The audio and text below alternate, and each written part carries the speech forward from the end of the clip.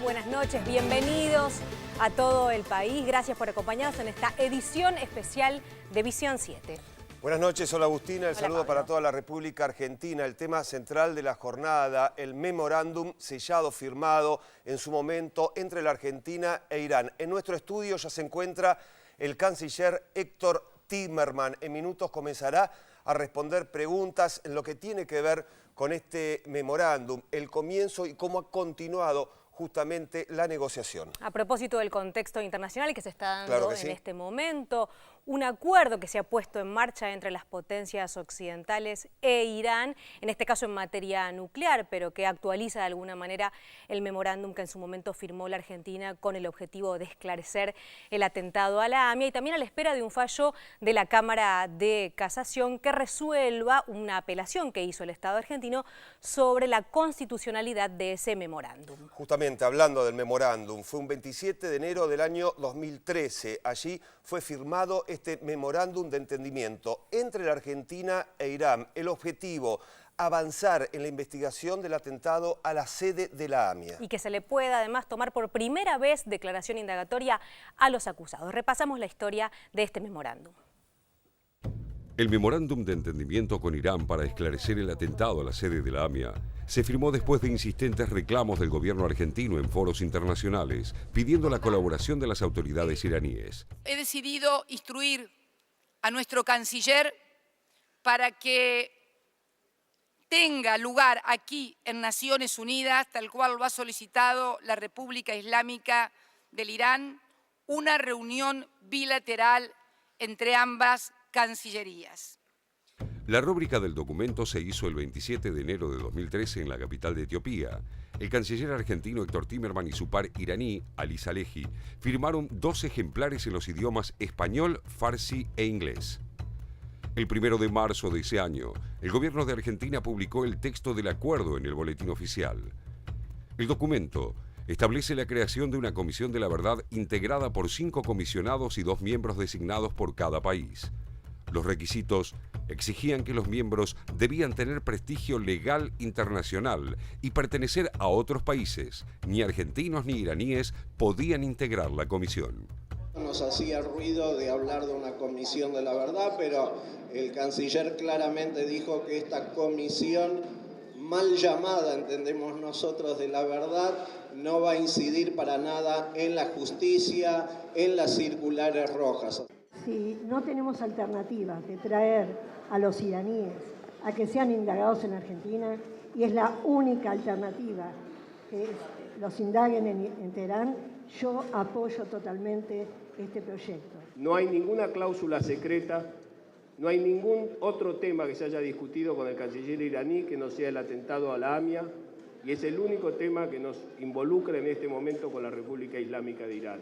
El 5º punto del memorándum establece claramente que las autoridades judiciales de ambos países, entre ellos el juez que investiga el atentado a la AMIA, Rodolfo Canicova Corral, y el fiscal especial del caso, podrían interrogar a los sospechosos iraníes en Teherán.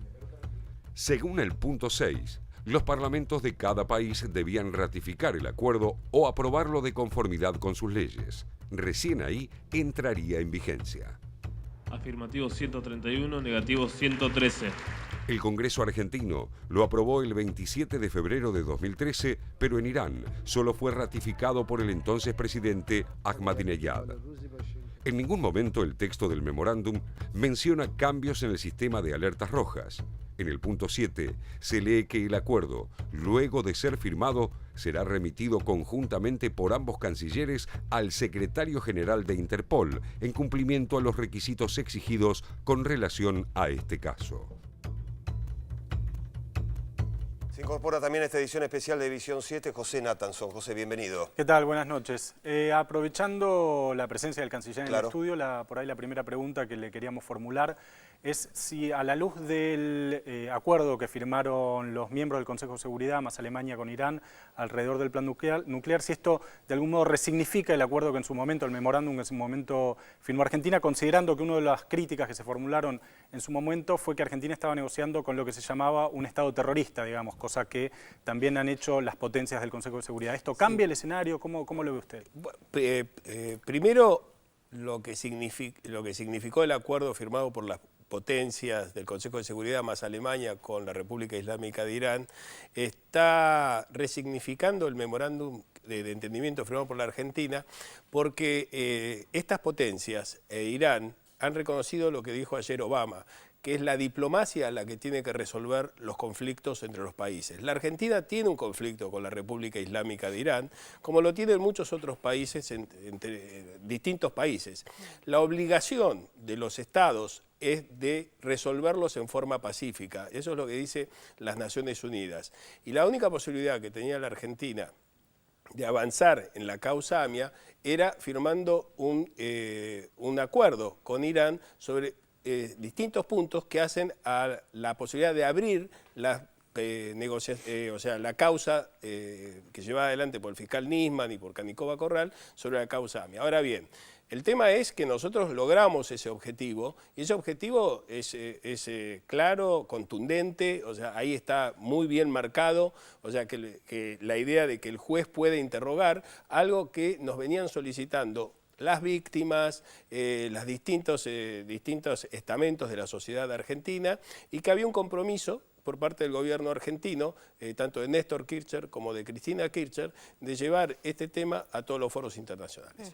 Ahora, si me permiten, la idea de llevar toda esta denuncia a los foros internacionales no fue quedarnos en la denuncia, o sea, quedarnos simplemente en el hecho de que íbamos en septiembre a las Naciones Unidas, denunciábamos a Irán, los 18 de julio se hacía un acto, se denunciaba a Irán. La idea de esa era la de mostrarle a Irán la contundencia que tenía el reclamo argentino y cómo lo íbamos llevando a los distintos foros internacionales e íbamos ganando apoyo. ¿Pero para qué? Justamente para que Irán se convenza de que lo mejor era negociar con la Argentina. Y eso fue logrado, eso fue logrado. Lo increíble es lo que sucede después de haber logrado ese éxito diplomático que fue la firma del documento, o sea, esa constancia que tuvieron Néstor y Cristina Kirchner de poner a la misma altura que Malvinas, que el tema Malvinas en todos los foros internacionales, la causa AMIA, es como fue utilizada políticamente para atacar a la presidenta y a este gobierno. Incluso la presidenta de la Nación dijo en su momento se pueden dar 365 discursos por año sobre este tema, pero si no buscamos una solución, la causa está totalmente paralizada. Te voy a decir algo que puede sonar hasta ridículo, de cómo atacaron desde el primer momento este memorándum y a la presidenta. La presidenta anuncia la firma del memorándum, yo estaba en Etiopía, yo la llamé, ella estaba en Chile, le dije, acabamos de firmar el memorándum, ella lo tuiteó y fue atacada por haberlo informado a través de Twitter. Ayer, anteayer, todos los líderes que participaron de las negociaciones por el tema nuclear tuitearon sobre el acuerdo nuclear. Y lo hacen porque Twitter se ha transformado en una forma de comunicación aceptada por todo el mundo. A nadie se le ocurre criticar a Rouhani, el presidente iraní, o a Obama por haber tuiteado, por haber hablado en YouTube, lo pasaron por YouTube. No, es común. Ahora, a Cristina la oposición le pareció ofensivo que lo haya hecho por Twitter. Desde ahí en adelante, este memorándum que tiene todo lo que pedía la oposición, todo lo que pedía el gobierno, todo lo que pedían las víctimas, está todo acá dentro de este memorándum, fue siempre considerado como que no le podían reconocer al gobierno de Cristina Kirchner este éxito diplomático. Canciller, las primeras críticas, hablando de críticas, que usted mencionaba, este memorándum, corríjame si me equivoco, ¿llega desde los fondos buitres? ¿Esa es la primera crítica? ¿Ahí empieza todo?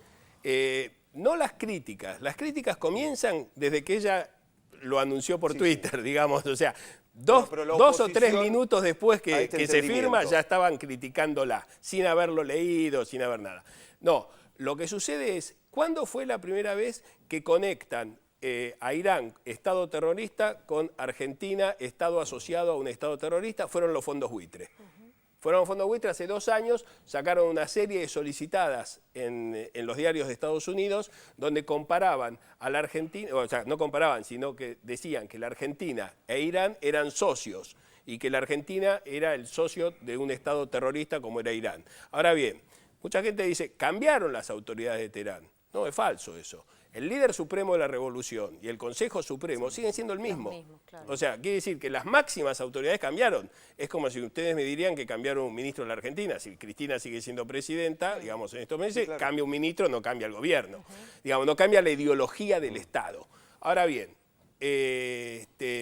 por eso le digo, fueron los fondos buitre los que conectaron, mucho antes que Nisman, mucho antes que la oposición argentina, digamos, mucho antes que todos los diputados que se montaron sobre esa campaña.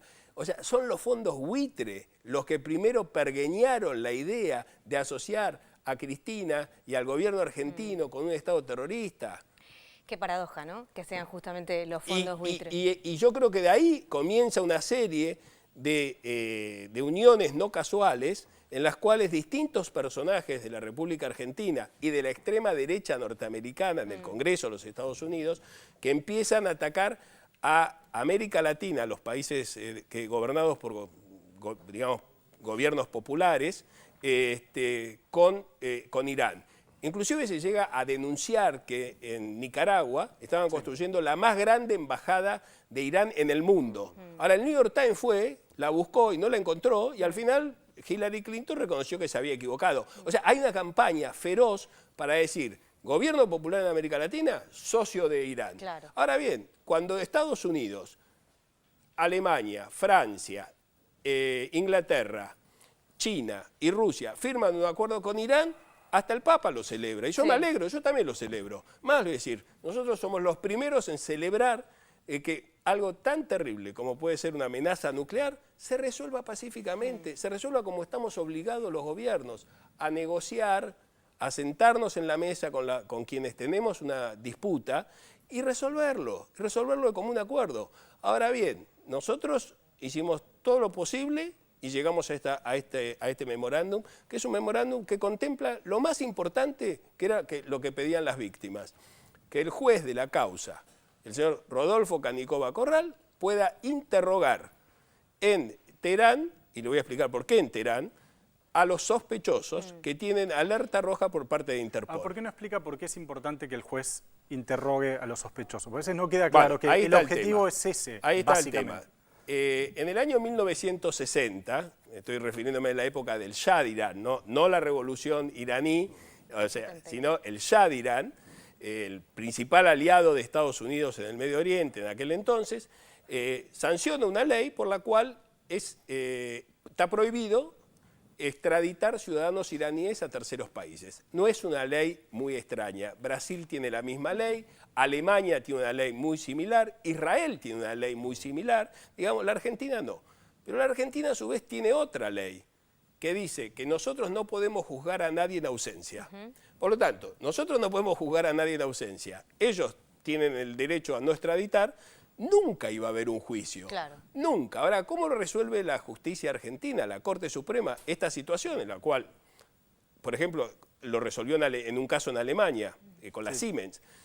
¿Cómo lo resuelve la justicia argentina? Si la Corte autoriza al juez a viajar a otro lugar, a otro país, para hacer las indagatorias o hacer distintos procesos. Entonces, se nos ocurrió a nosotros, en la Cancillería, decir, bueno, que viaje el juez. Si el juez quiere viajar, que viaje, que tenga la posibilidad. Convencer a Irán de esa posibilidad no fue una tarea fácil. O sea, era permitir, digamos, que el juez viaje y tome la indagatoria. Una vez que se toma la indagatoria, comienza el juicio y se puede empezar a llamar a testigos, se puede empezar a mostrar eso las lo pruebas. trababa, digamos, de algún ¿Cómo? modo. El hecho de que no se pudiera indagar a los sospechosos lo trababa. Estábamos en una causa que no tenía destino, porque si ellos no extraditaban y nosotros no podíamos juzgar en ausencia, porque está prohibido por ley, entonces estábamos en una causa sin destino. Hasta el punto que es Interpol la que, en el año 2009, el fiscal Nisman se traslada a Interpol, habla con Ronald Noble, el que era secretario general hasta hace muy poquito, y le pide que interceda ante Irán para llegar a un acuerdo, porque no había ninguna otra posibilidad, para llegar a un acuerdo de cómo podían hacer para negociar. Y Interpol se propone negociar, ser un mediador entre las partes. Por eso, y porque fueron los únicos, la organización internacional que más se ocupó del caso del caso AMIA y para justamente mostrar la transparencia del acuerdo es que resolvimos enviárselo a Interpol. Interpol me contesta que es un muy importante avance este memorándum, lo pone por escrito. Eso fue año 2009.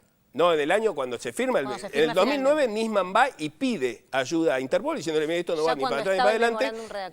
Vaya usted a negociar con Irán. Bien. E Interpol empieza una negociación.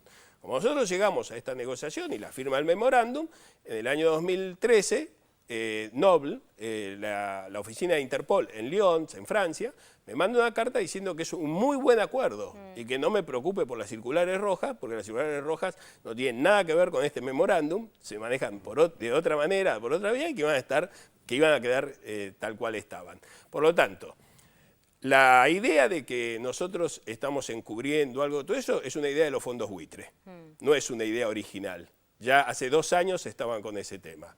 Después, la posibilidad de que el juez se traslade a Teherán era la única posibilidad que había para que la causa avance. Si no, íbamos a estar estancados. Cristina iba a seguir haciendo anuncios en las Naciones Unidas, los líderes de la comunidad judía iban a seguir haciendo actos los 18 de julio y las víctimas nunca iban a tener justicia. Y el único objetivo que tiene este gobierno, porque nosotros vivimos el terrorismo de Estado y yo se lo expliqué a los iraníes muy claramente, era que con las víctimas nosotros teníamos la lealtad máxima. No había nada más importante para nosotros que haya justicia para las víctimas. De la misma manera que lo hicimos con las víctimas del terrorismo de Estado en la Argentina, que para nosotros no había diferencia y que nunca íbamos a dejar de exigir que haya justicia para las víctimas del AMIA. Con los únicos que tenemos un compromiso es con las víctimas del AMIA. Ahora bien, yo creo que no solamente los fondos buitre están actuando muy fuertemente, sino que creo que hay gente que no quiere que haya un juicio. O sea, yo creo que hay gente... Por eso la resistencia. Por eso la resistencia. Yo creo que hay gente en la República Argentina que habla mucho de la AMIA, pero que no quiere que haya un juicio. ¿Y por qué? Porque deben tener temor de que las pruebas no estén. ¿No es cierto? Y eso es algo que tendríamos que algún día aclararlo, y tal vez la UFI AMIA lo tenga que aclarar, digamos, ¿por qué ese temor de gente que cuando se anunció que yo iba a empezar a negociar con los iraníes, el presidente de la DAIA, en ese entonces, Donsis, dijo, me parece bien que la presidenta haya planteado enérgicamente la necesidad que Irán contribuya, coopere, colabore para alcanzar la verdad. Respecto a la reunión de los 2 cancilleres, nosotros hemos expresado que la única forma de encontrarse es para establecer los mecanismos jurídicos que permitan avanzar en la causa judicial. Quiere decir que estaban de acuerdo. Ahora, ¿qué pasó después? ¿Y qué pasó, canciller? ¿Y qué pasó después? Eso es lo que tendríamos que... Yo no lo tengo que contestar eso, porque no lo sé. Pero sí le puedo decir que han hecho todo lo posible por trabar de que avance este juicio. Y este juicio solo puede avanzar si se pone en práctica el memorándum. Y si no, seguiremos teniendo discursos en las Naciones Unidas y seguiremos teniendo actos los 18 de julio. Pero lo que no tendremos es justicia para las víctimas. Canciller, usted recién ratificaba lo que ha sucedido con Interpol, cuando se comunica con usted, cuando le manda la carta al titular de Interpol diciendo que le parecía muy bien este entendimiento, este memorándum, se ofrecía justamente para poder mediar entre Irán y la Argentina y la posibilidad que viaje el juez y poder entrevistar a los sospechosos. ¿Qué le respondió el gobierno de Irán al titular de Interpol? ¿Y por qué finalmente no pudo viajar el magistrado? Bueno, Interpol lo que Irán dijo era que prefería negociar directamente con la República Argentina. Sin la mediación de Interpol. Sin necesidad de que haya una mediación, pero sí manteniendo informado a Interpol sobre los avances y retrocesos que teníamos, ¿no es cierto? Ahora, ¿por qué este memorándum no se está aplicando en este momento? Hay distintas causas, ¿no es cierto? Una es porque la AMIA y la DAIA y el fallecido fiscal Nisman interpusieron un recurso en contra del memorándum y un amparo para que no se pueda seguir negociando, con lo cual nosotros paramos inmediatamente una vez que ese amparo fue ratificado por la Cámara. Pero apelamos, obviamente. Y por el otro lado, porque el memorándum no está en efecto, porque para que un tratado internacional esté en efecto, no solamente tiene que ser firmado por el Poder Ejecutivo, como ocurrió en este caso, ratificado por el Parlamento argentino, como dice la ley argentina, sino que aparte de eso, el Poder Ejecutivo argentino tiene que entregar una nota diciendo que se han cumplido todos los mecanismos necesarios para poner en efecto este acuerdo. Lo mismo tiene que hacer la República de Irán. Nosotros no intercambiamos esas notas diciendo que estamos ya en condiciones de poner en marcha el memorándum. Por lo tanto, el memorándum no está en efecto, está paralizado. Ahora, yo hablé la última vez que me reuní con el canciller iraní, que es el mismo que se reunió con Kerry y con los demás líderes europeos y rusos y chinos, con Lavrov, y él me aseguró de que ellos estaban en condiciones de avanzar con esto. Yo lo que les dije era que para avanzar, para tener el intercambio de notas, yo pedía que pongamos una fecha exacta para el viaje del juez a Teherán. ¿No es cierto? Y ahí fue cuando la justicia argentina me impidió seguir avanzando. O sea que si se destraba el tema en la justicia argentina, ¿se intercambian las notas? No, bueno, y el habría juez que puede volver viajar, o falta algo más, digamos. Falta que establezcamos, faltan varias cosas. Entre otras, primero que se ponga la fecha para el viaje del juez y después que la comisión de expertos, prepare todas sus condiciones de trabajo, digamos, que hagan un reglamento, que digan dónde se van a reunir, cuáles son las condiciones. Y que se forme la comisión. Que se forme. Ahora bien, yo quiero, si me permiten, aclarar algo. Es una locura decir que la comisión esta de la verdad, que les puede gustar o no el nombre a la gente, y no tengo ningún problema en decir que tal vez otro nombre le hubiera caído mejor a la gente, pero lo importante es a qué se va a dedicar la comisión. Claro, no cómo se llama. No cómo se llama, sino a qué se va a dedicar la comisión. La comisión, y lo dice exactamente el memorándum, en los en los dos idiomas que yo puedo leer, el farsi no lo puedo leer, pero digamos, en los dos idiomas dice que va a hacer recomendaciones a las partes. Las partes son del Poder Ejecutivo de Irán y el Poder Ejecutivo que no reemplaza argentino. la justicia. Y no, porque va a ser recomendaciones que podrán ser tenidas en cuenta por los gobiernos. Ahora, usted me puede recomendar a mí algo y yo no hacerlo. ¿Y por qué tanto temor entonces a la Comisión de la Verdad? No, que lo fue que uno de no los quieren, argumentos? lo que no quieren es que se ponga en marcha este memorándum. Lo que no quieren es que se ponga en marcha. Ahora, yo estoy seguro que cualquier experto constitucional podrá decirlo, yo lo he consultado con muchos, todos me dicen que esto es total y absolutamente constitucional, porque la Comisión de la Verdad, la comisión de juristas, la comisión como ustedes quieran que lo digan, no tiene ninguna facultad judicial, porque no puede decir que alguien es inocente o alguien es culpable, ni nada. Es decir, usted me trae esta prueba, yo lo que le recomiendo a usted es que haga, no sé, un juicio en un tercer país, que vayan a las Naciones Unidas, que llamen a 5 premios Nobel y que decidan ellos cómo seguir, qué recomendaciones hacer, cómo hacer como Poder Ejecutivo. Pero no tienen ni siquiera el Poder Ejecutivo está obligado a seguir esas recomendaciones. Ahora, canciller... Menos el juez, mucho menos el juez. Bueno, tampoco el juez estamos hablando, no participa de esto. De un dato menor, la posibilidad, entre otras cosas, que plantea el entendimiento de este memorándum, que un juez argentino viaje a Teherán, por ejemplo, a poder indagar a los sospechosos. Claro, digo, clave en cualquier investigación y para comenzar un juicio. Es para poder empezar el juicio. La única posibilidad que tiene de empezar el juicio es que el juez indague. Si no indaga el juez, no hay juicio posible. Claro. Y yo lo que digo es que quienes no quieren que se imponga este memorándum es porque lo que no quieren es que haya un juicio. Y los que no quieren que haya un juicio, ya sabemos quiénes son. ¿Quiénes son? Esa sería la pregunta ustedes que les los mismos que se opusieron durante todo este tiempo a que haya un acuerdo nuclear entre los miembros permanentes del Consejo de Seguridad más Alemania con Irán y quiénes son los acólitos de esos opositores en los distintos países del mundo. A eso le sumamos los fondos buitres. Y no hay que descartarlo. Y no es un detalle menor que hayan sido los fondos buitres los que pergeñaron la idea de tratar de juntar a Cristina Kirchner, una gran luchadora por los derechos humanos, y el Estado argentino, el gobierno, el pueblo argentino sabe muy bien lo que ella piensa sobre los derechos humanos, los juicios que hubo, ponerla en el mismo lugar que lo que ellos, los fondos buitres, consideraban era un Estado terrorista. Como dijo ayer Obama, hay muchos problemas con Irán. Yo tengo muchos problemas con Irán, dijo Obama. Pero ¿saben qué?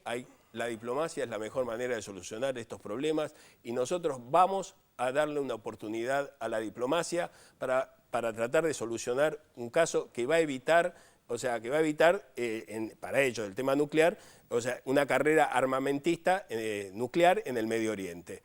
O sea, él mismo dijo, yo no es que me gusta el régimen de Irán. Ese lo dijo Obama, no lo digo yo, lo dijo Obama. Pero ¿con quién? O sea, con él, con los que tenía que hablar era con Irán. Irán lo sabía. Irán también tampoco le gusta hablar con Estados Unidos. Hacía más de 30 años que no hablaban entre ellos. A Irán tampoco tiene una buena opinión de Estados Unidos. Y sin embargo se sentaron, porque si no resolvían el problema entre ellos, no lo iba a resolver nadie. Estados Unidos tampoco quería hablar con Cuba y finalmente hay un acercamiento entre ambas naciones, ¿no? Salvando las distancias. Canciller, gracias por haber venido a esta edición especial. Ha sido usted muy amable.